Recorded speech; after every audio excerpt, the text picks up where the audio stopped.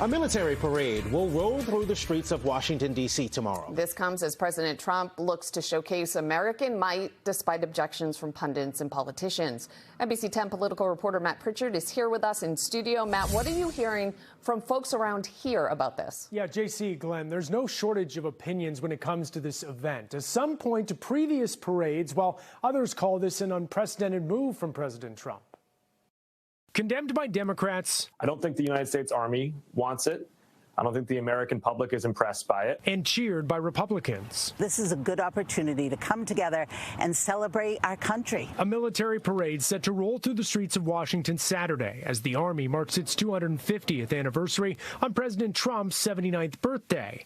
Now, political and military experts expressing skepticism ahead of the event. This is more akin to, what we see in places like North Korea and in Beijing, authoritarian regimes kind of flouting their power. We shouldn't be valorizing tanks and helicopters and all the military equipment and hardware, but rather the service itself and what that means. But the sight of troops and tanks in D.C. isn't completely unprecedented. Military components were part of President John F. Kennedy's inaugural parade. And then in 1991, President George H.W. Bush held a victory parade for the Persian Gulf War. George Bush put something together, and that was a lot of fun.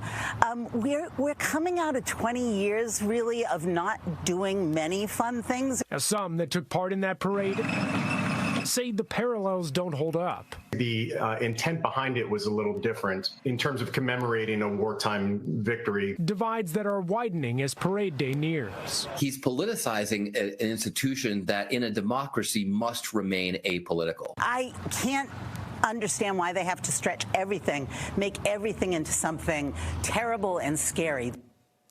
Now, the parade is expected to start at 6:30 tomorrow night and is thought to cost up to $45 million. It'll last for over an hour, rolling along the National Mall. President Trump will watch from a viewing platform near the White House. Back to you guys.